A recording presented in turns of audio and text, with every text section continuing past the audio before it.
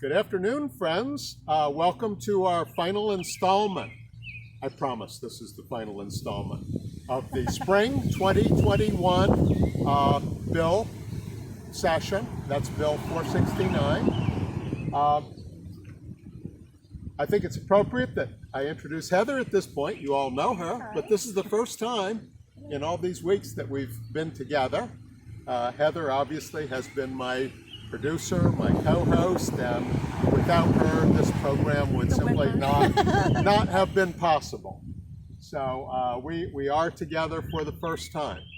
We really hope that you folks have enjoyed watching and listening to this program as much as we have enjoyed putting it together. Early on, we recognized that we had some technological challenges. We think we've overcome them, and we think that we've taken advantage of many of the capabilities of Zoom and of YouTube recording as well. As I go back and reflect on the last near 2 months, and I've actually looked at some of the recordings as well, and I'm hoping that we've given you folks the things that you wanted to see. I also looked at the description to see if we had covered many of those things. I know that in many cases we were walking very, very rapidly, and there was a lot of noise, and sometimes maybe I glossed over some details. But in any case, we wanted to get in the details. We wanted the architecture. We wanted the history of both the natural environment and the built environment as well. Drilling into the details, we wanted to go into the decorative devices. We wanted to explain some of the materials, construction techniques. Hopefully we've shown them. And I hope that you folks have also enjoyed the secret places that we've been. We're not going to be doing any secret places today. We've got a little bit different plan today. We're going to do sort of a hybrid driving and walking tour. We'll be traveling around the borough, and we'll also be going out of town, actually a little bit of distance out of town. But you won't have to endure the travel because Brian and Heather so masterfully stitched this whole thing together, so it'll be one seamless piece. It is an abbreviated version, by the way. And what we would like to do, switch up the vernacular just a little bit. If you'll recall, I sort of invented my own vernacular for this course. I called it Stylish Lewisburg. But we're going to adopt the more accepted vernacular for Lewisburg, and that is Victorian Lewisburg. And we've talked about the Victorian styles and the Victorian, they're not really styles, it's actually an era. And it is that era during which Lewisburg was going through this, I call it a through-going of both construction and renovation. And of course, it's concomitant to the reign of Queen Victoria. It's 1830 to the turn of the century. And that is when a lot of the architecture, which we've already seen, was either built or the older buildings. And if you'll remember, we did concentrate on Lewisburg's early buildings first of all, but many, if not most of them, underwent some later, we'll call it for the rest of this session today, the Victorianization. And many people from out of the area, maybe some of you who live in this area or are familiar with it, do relate to Lewisburg as a Victorian town. And that's because we've got a lot of this fanciful architecture. It's romantic and it's picturesque. And those styles generally took place during that period as well, 1830s to about the turn of the century. And we're going to look at a lot of those.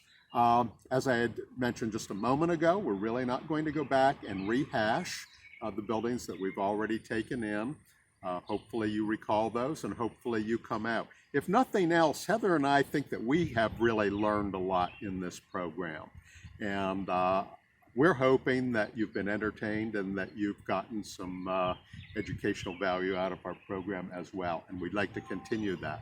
And I have no housekeeping rules other than one which I had mentioned right away, right from the very beginning, and that is I would like you folks to make note of where we are, some of these streets, these locations, and some of the addresses specifically, and come out and enjoy these buildings on your own if you want to.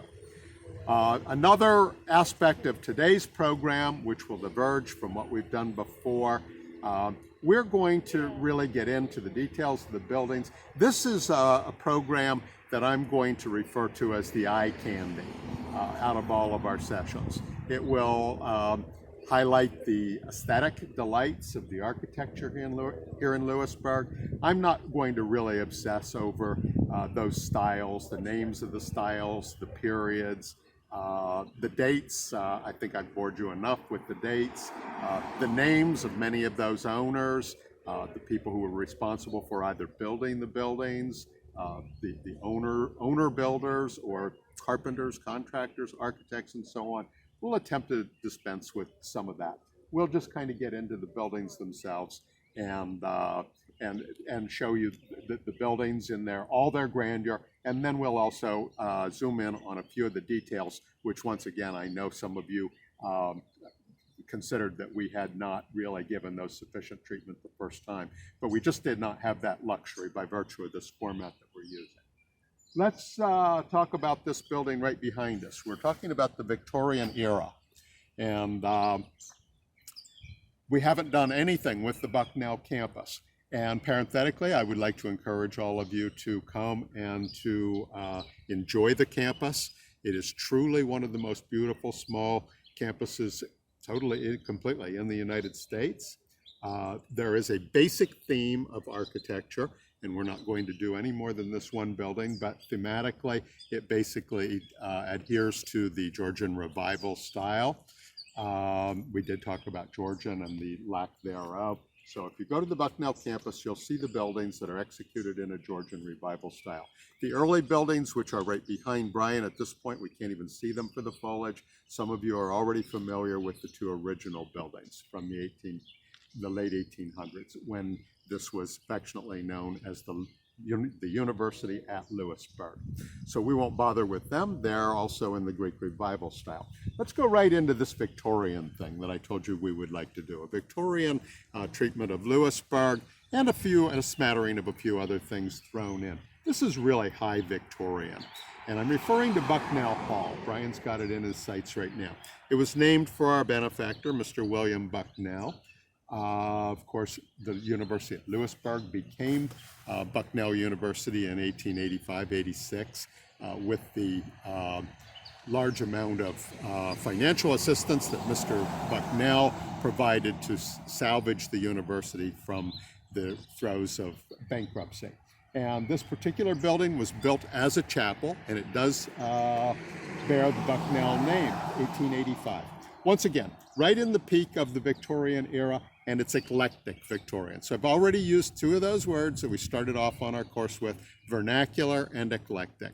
And we'll be talking a little bit about both of those. These buildings are vernacular, and these Victorian buildings are also eclectic in that there is an amalgamation of styles on these buildings. This was a building that was designed by a somewhat famous architect. His name was David Gendell. He was a protege of Thomas Walter, who was a very famous, nationally famous architect who designed Old Main. He was responsible for Old Main here as well. He was also the architect of the dome of the U.S. Capitol. And his protege, David Gendell, designed this building as well in the eclectic Victorian. It's somewhat Queen Anne. It's got that big balloon chimney. Maybe Brian will actually be able to, for the purposes of this recording, actually zoom in on a few of these features. It could be considered a sort of a combination, an eclectic combination of the Queen Anne style, a little bit of Romanesque with that full Roman arch and that dormer right in the very front. And it's also got some of that brutal muscularity that we associated with Frank Furness a little bit earlier on in some of the other buildings that we looked at. It was originally built, as I said, as the chapel. It's now the Poetry Center. And even though we're not going to be talking very much about architects, there was another local architect, a fellow who is a friend of ours still, living in the area, prominent architect, Mr. Stephen Lindenmuth, and he was responsible for a recent renovation to the interior of this building. when you're on the Bucknell campus, make sure that you go inside. We're not going to go in today. I know that we can, but we're going to take a little outside tour of these buildings. Again, I had promised you early on that we would go through with the names of some of the decorative devices. I'm not going to bore you with them, but this building's got a bunch of them.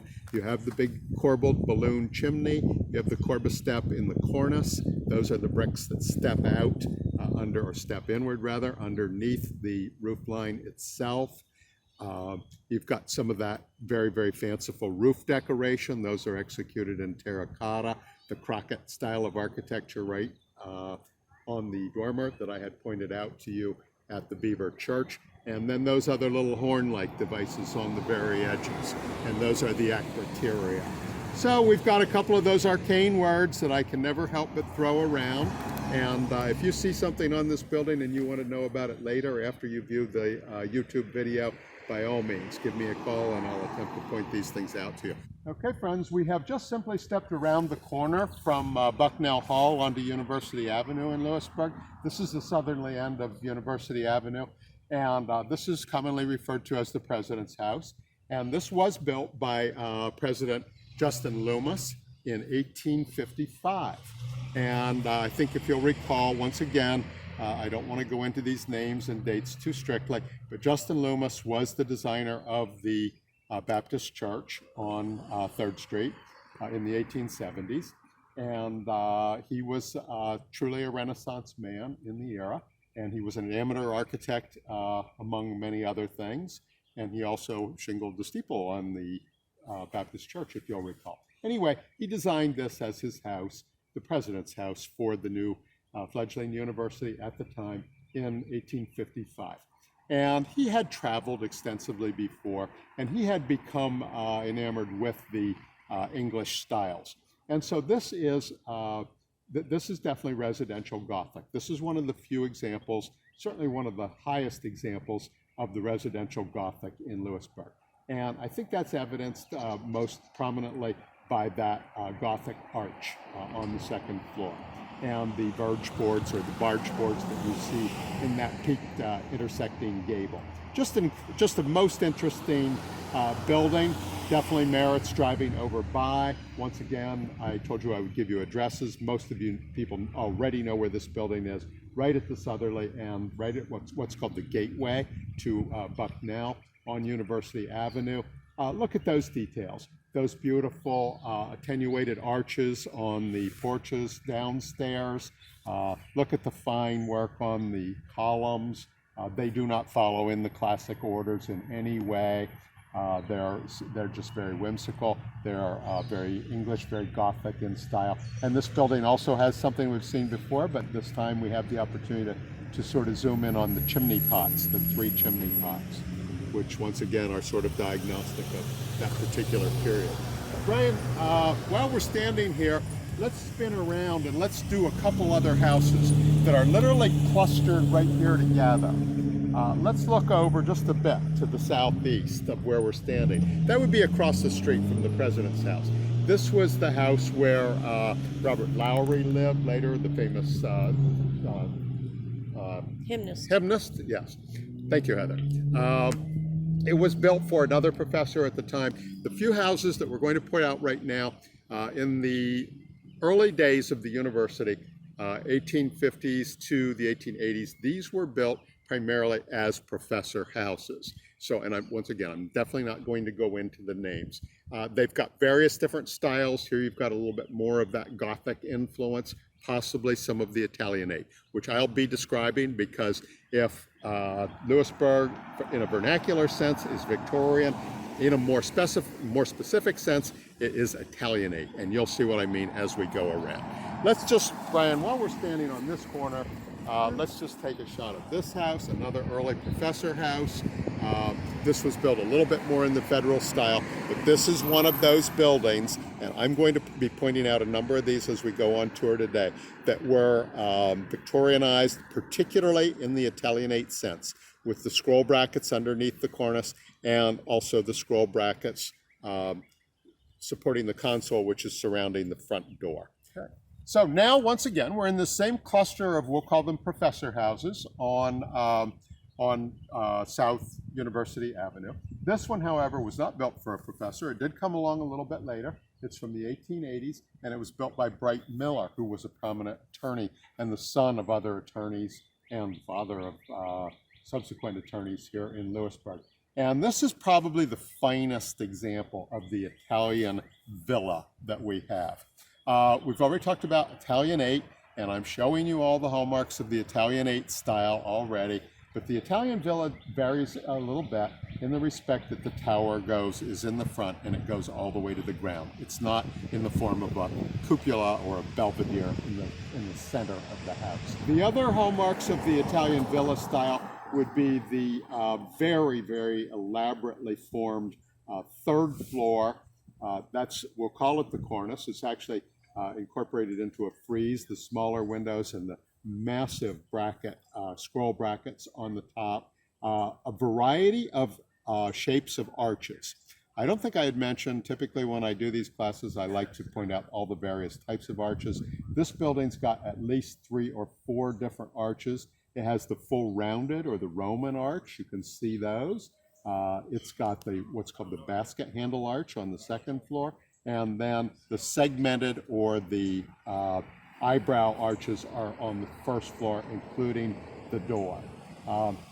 That's just a smattering of what we've got in terms of the details. Go all the way to the top, look at the windows, the occluse windows on top with the little bullseye or the little eyeball in there. This building is loaded. When you're out on the tour, please come and see it. It's been in the hands of Bucknell for many, many years. It's served a bunch of different functions. Unfortunately, the interior of the building has been heavily reconfigured, but it's a grand building on the outside. We've got a few other buildings right in this area. Brian will pick up on those in a moment. Thank you. It's another one of the professor houses, remarkable nonetheless. This is a building which was probably built in the Italianate style. I like to think of this more of a building the likes of which you would see in New England. This building has got at least 3 or 4 very, very prominent interior chimneys, which are kind of uncommon in our area. You would see those more in the Italianate buildings in the New England states. This was one of the professor houses as well. Let's just walk over a little bit closer. Brian, you can leave that run if you want to, because we're coming upon another building. These buildings, folks, once again, are all clustered together on South University Avenue. We're coming upon a very important house here in Lewisburg. Brian, you can go ahead and start putting it in your sights right now. We'll try to get it from a couple of different angles. This is referred to as the Bliss House. This was the home of Professor George Bliss, early professor at Bucknell. This is one of those buildings which at the time it was conceived, when it was built in the 1850s, it really did not look anything at all like this. Great views right here, Brian. Let's take a look. This building was built without the benefit of the mansard roof, and obviously that fine iron railing that you have on top, those great dormers and those ocular windows that you see on top. It was not until the 1870s that this building was totally transformed on the outside and probably on the inside as well by none other than Peter Beaver, who was the brother of Mr. Beaver, who was the benefactor of the Methodist Church. He was a merchant here in town and a wealthy industrialist as well. 1857. We better walk over here, Brian. We don't want to be remiss on, even though we're looking at the eye candy and the somewhat more obscure buildings, there are a couple we just simply have to put in. And oh, this is great from any angle, isn't it? 63 University Avenue. This was a home that was owned by the McClure family for many, many years. They were the prominent family of lawyers and judges. And then, Brian, this is the one we simply cannot be remiss on this building, and this was the original carriage house. There's a nice shot of it, Brian, that accompanied this building from its beginnings in the 1850s. And this was a building in which the fugitive slaves were allegedly housed. And Brian, you can even spin around and you can look at the historical marker right behind you if you want to. There it is. It does mark the Underground Railroad. Folks, we've been in 3 buildings, or I should say we've been into that have been documented. We've been in one, and I pointed out another one. So we have seen the 3 documented buildings in Lewisburg that harbored fugitive slaves. Spin around, Brian, quickly before we leave University Avenue. There are a pair of 1920s architect-designed fraternity houses. This house that Brian has in his sights right now is the only example of the Tudor Revival style that we'll be looking at. And many of you folks are already familiar with that style. The Tudor, the original Tudor, of course, came from the Tudor dynasty in the 1400s. It was revived in this country primarily after the turn of the 20th century. And this is not a particularly great example, but it's one of only about 2 examples we have here in Lewisburg. Let's head back, and before you turn the camera off, Brian, both of these buildings built as fraternity houses, both architect designed, both very lavishly built.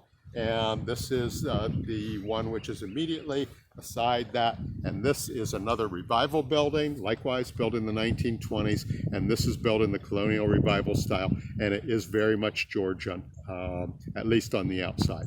The interior floor plan does not follow the strict Georgian plan as the Priestley house did. Okay, folks, we've traveled out of town by a few miles. We're down in Winfield right now. But I did want to show you this example. This is a house where we have formerly toured the interior, but that just was not possible on this occasion. This is the Levi Rook Mansion. This is in Winfield, right on the main street. And this was built by the ironmaster, Levi Rook. Some of you may recognize the name, the Rook Chapel. These were very prominent people, very wealthy. And Mr. Rook actually built this house the early part of the 20th century. I think it was built about 1905, thereabouts. And it's built in a very, very high colonial revival style, nearly Georgian. We haven't seen anything at all like this. Brian, let's start right in by going right up to the 3rd floor. Let's have a look at those dormers. They've actually got a very specific type of little roof on the dormers themselves. I'm referring to the dormers on either side of the main dormer, and that's called a gambrel roof. And then the series of arches above the center window, above the fanlight, I should say, those would be called swan's necks.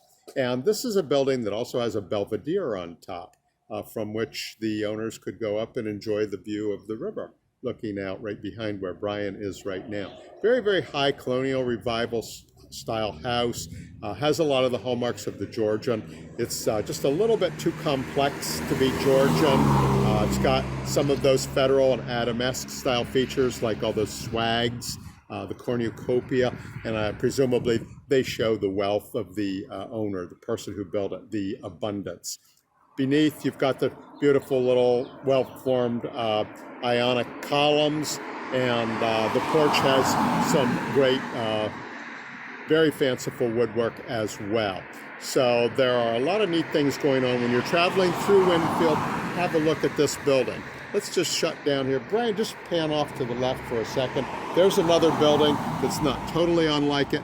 It does not look anywhere nearly as remarkable, but it's just another beautiful example of that colonial revival style, just not quite as stylized as the Rook Mansion that we were looking at. Now, I'm breaking the rules here, folks. I told you I wasn't going to bring you into those 8 ancient secret places, but this is literally right catter-corner across the street from the Rook Mansion in Winfield. And this is the John Lee homestead. This is the little tiny stone house that John Lee built in 1802.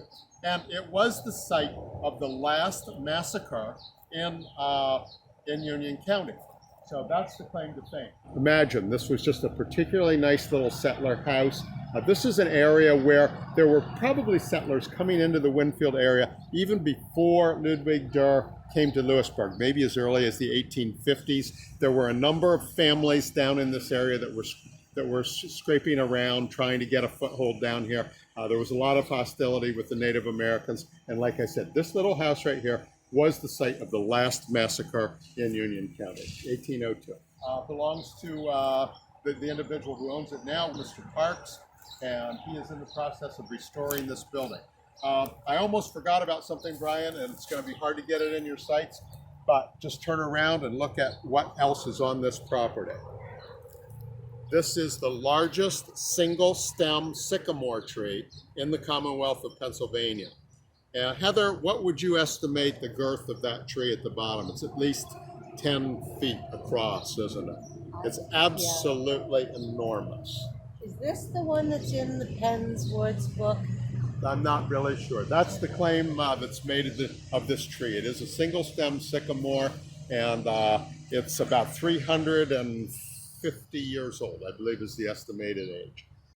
So we're back in the borough, friends. Now we're on 203 South 3rd Street in Lewisburg. And I've got a nice cluster of buildings, a real variety. I thought that we would probably walk this in one of our early tours, but obviously we just got carried away with the other buildings and we never did make it down that far.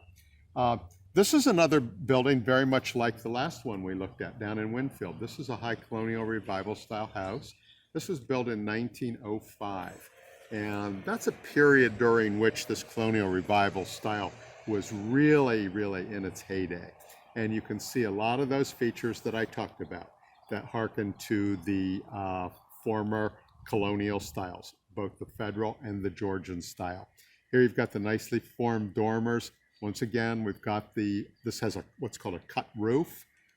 It's sort of hipped in design. It's actually bell cast. Brian, if you'll just zoom in right up above the cornice, right at the eaves of the roof, it actually turns up a little bit.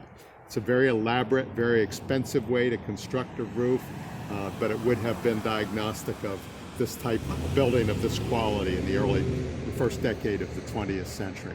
Nicely formed, absolutely voluptuous veranda on this house.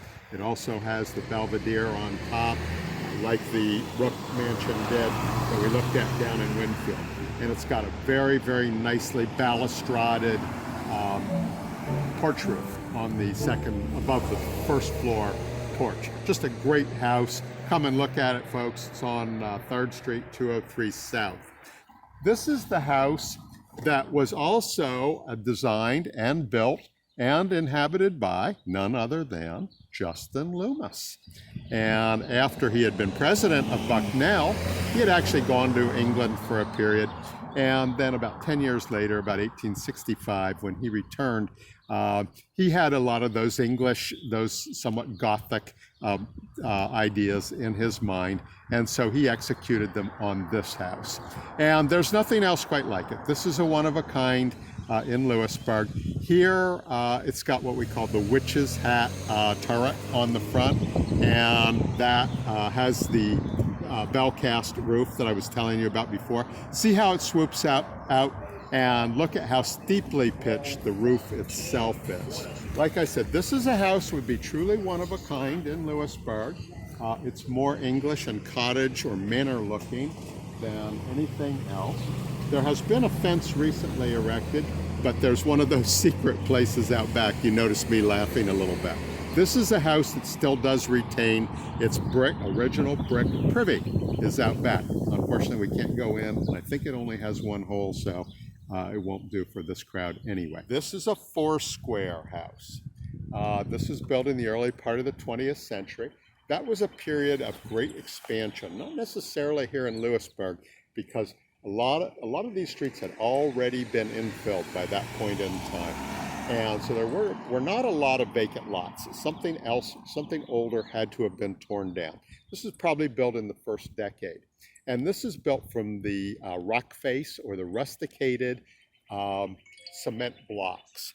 Oftentimes these blocks were created right on site. There were machines that were available, and 1 or 2 men could produce 100 to 200 of those blocks in a day's time by simply mixing the cement right on site and pouring it into the molds and creating that beautiful rock face cement block. This was built as a true double house. It is a 4-square. In the builder's style, remember you have 4 different distinctions. You've got the builder's style. You have the 4-square, I should say. You've got the more modest cottage and the bungalow styles.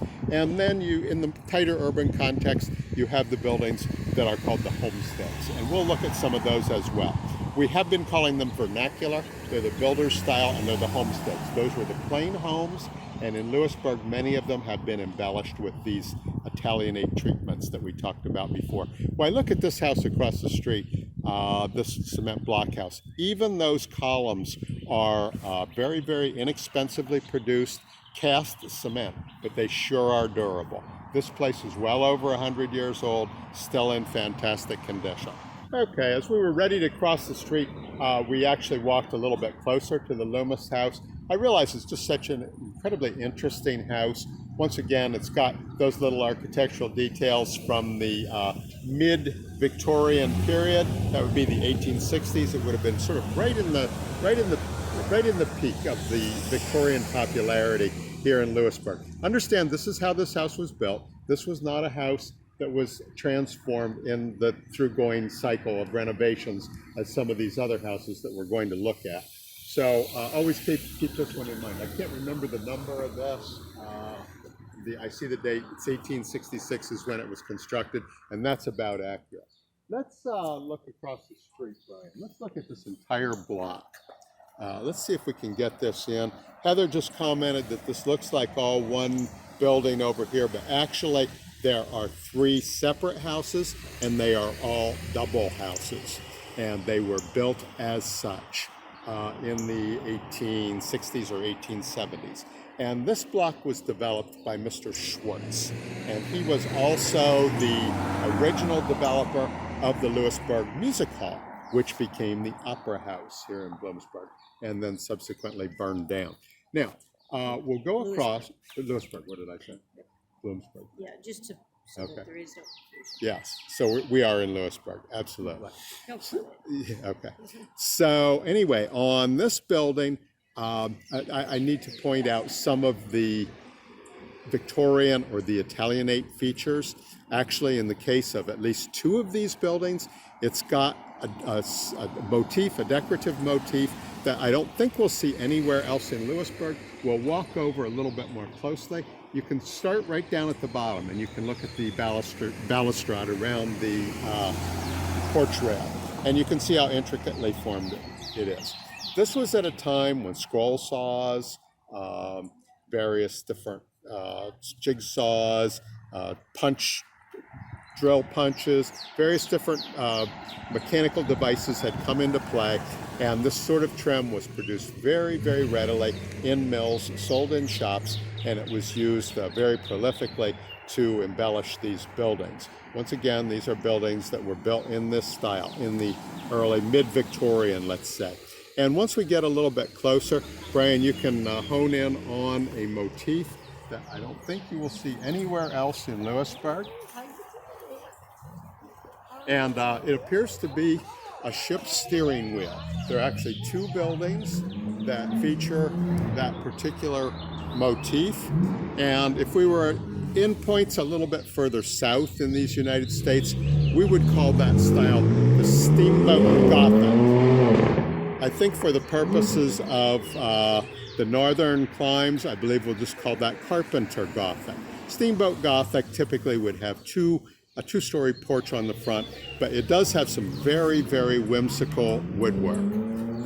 Spin around over here, Brian. Let's take another look at the same exact motif is on this building.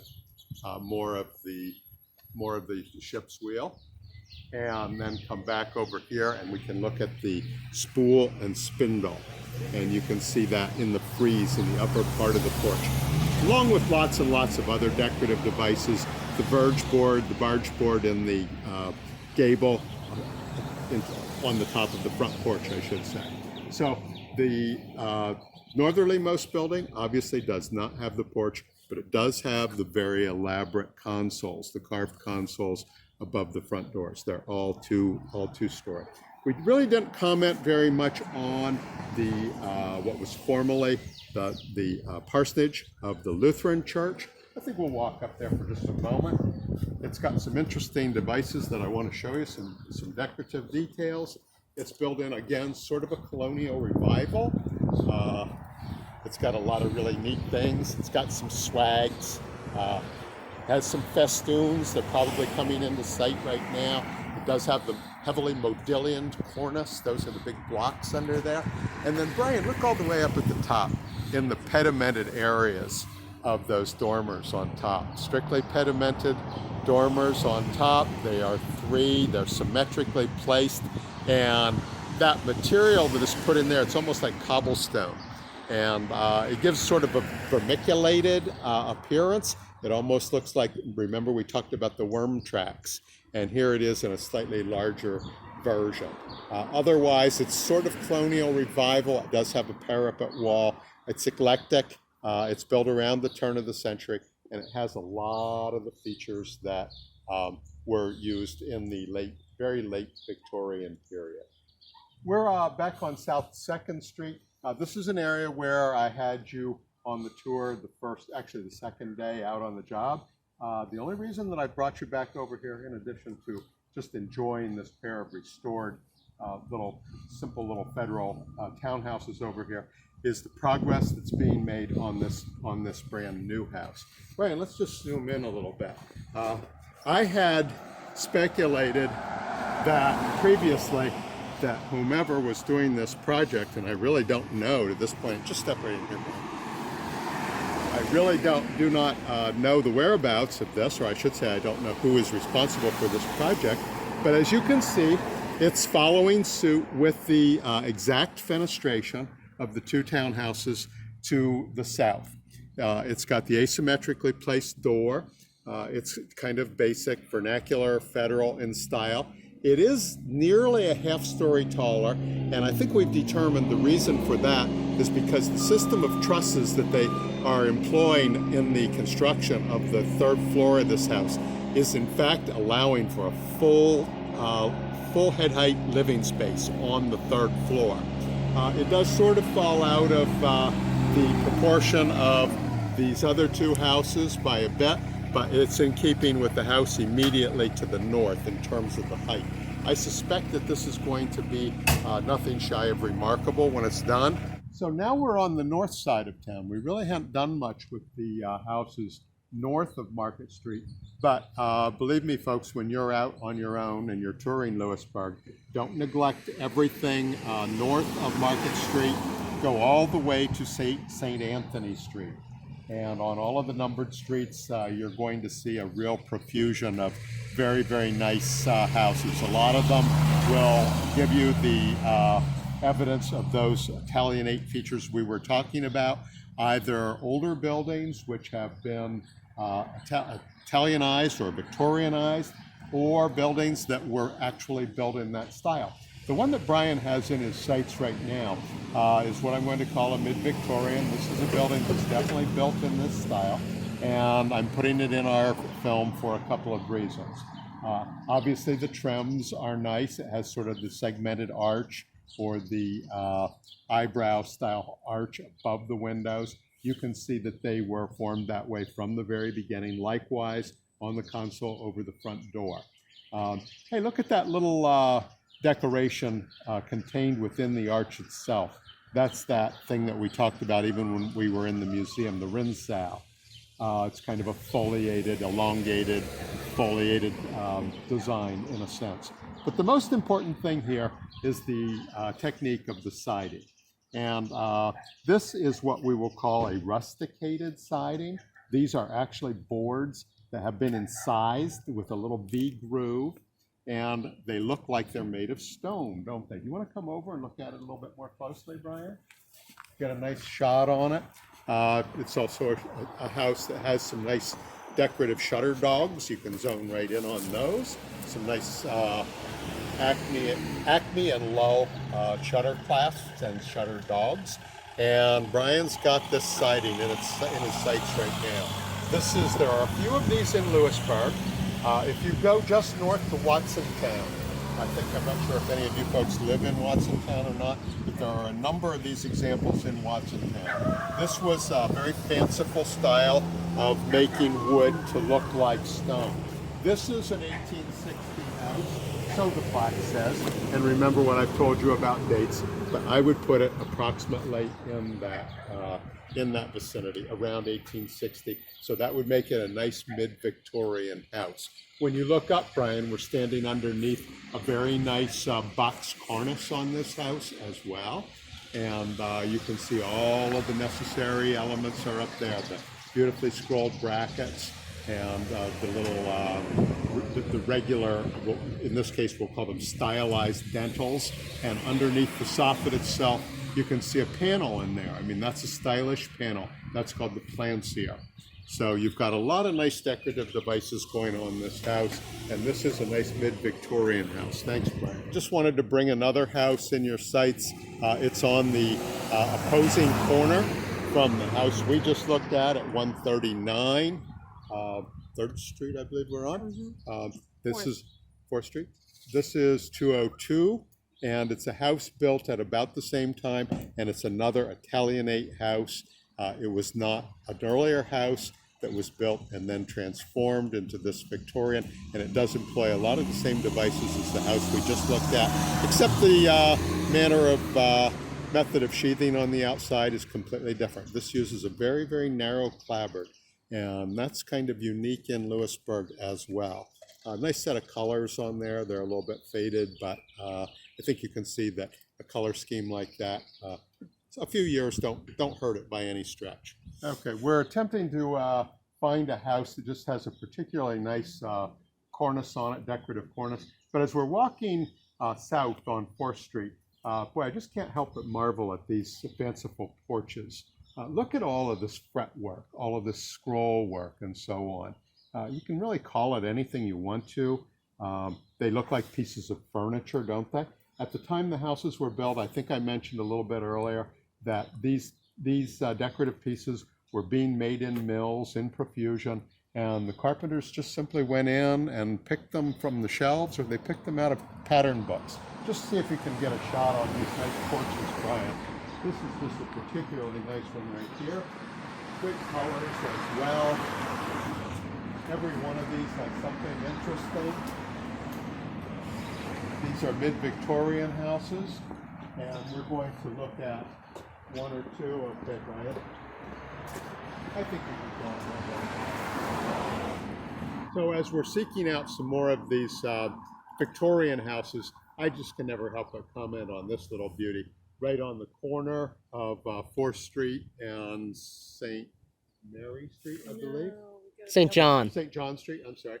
And this is, once again, this is just what the difference of 10 to 20 years will do for you. This is an 1840s. This is a fine federal style house. The entryway had probably been redone a little bit later in the Greek Revival style, but boy, it's just a dandy though, nonetheless. I cannot help but marvel at the fretwork, or I should say the frieze, the spool and the spindle frieze, and the very lacy, almost like gingerbread. Some people call it just that, or they call it bric-a-brac. Once again, it's very common in the time of the Victorianization of these houses. These streets are just loaded with these kinds of houses. Here's a nice example of the lie-on-your-stomach windows, Brian. There are loads and loads of those in Lewisburg as well. That's a little bit older house that had probably likewise been modernized at some point in time, just not quite exactly sure when.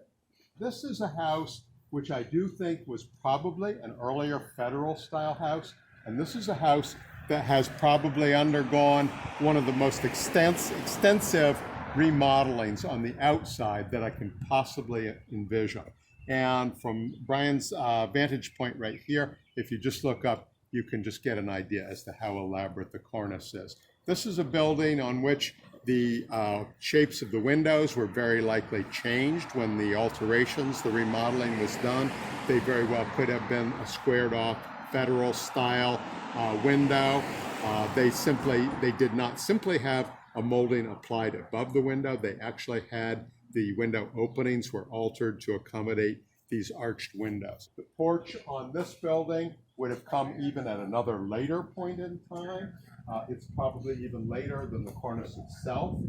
And the reason that I'm thinking that this house has had such an extensive remodeling done to it is because the building immediately next door would have been more in the original configuration, more the federal style. This is a building that was distinctly more federal. It's actually got the lie on your stomach windows in the frieze beneath the cornice, and it also had a much less extensive Italianate treatment done to it.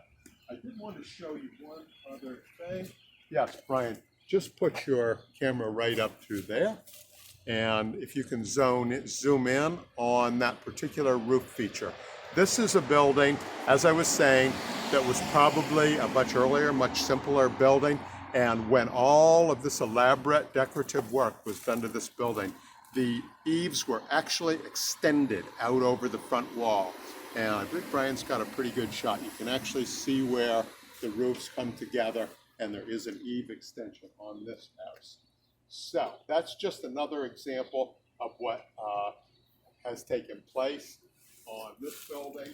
There are other Italianate buildings along here. Some of them are the result of later remodelings. There are a few that were built in that style originally. Those would have been the mid to the latter part of the 19th century. Okay, my Lewisburg architecture friends.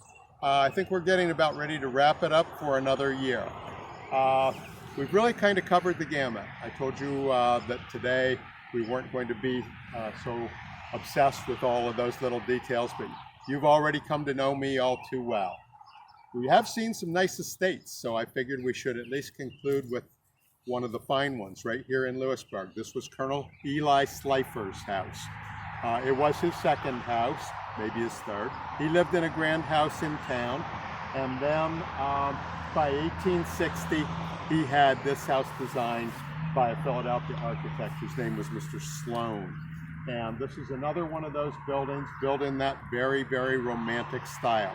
We could actually call it sort of that Italian villa. The tower goes all the way to the ground, but it's got some of those Gothic influences on it as well.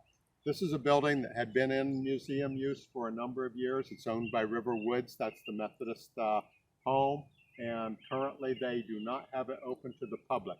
It's located on River Road. It's just about less than 1/2 mile out of the borough, and even though you can't go in it, I would encourage you to come and see it. It's definitely one of the grand buildings. And on that, I think with all of the buildings that we've seen today, I won't say this is the best, but nonetheless, it seems like a good place to conclude. So Heather, what do you think?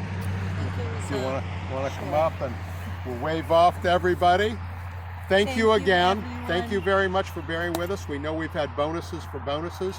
We hope we haven't bored you, that we've piqued your interest in these architectural gems that we have here in Lewisburg, and we'll hope to see you on another occasion. Thanks again so much. And now it's your turn, because we have a summer before us, and as you get out and start traveling and taking your own pictures, or maybe even your own little video shorts, I would love to see them. So you've got my email, I think you've got Bill's, and how about we get to see a little bit of your own tours. Thank you. Thank you. Bye-bye.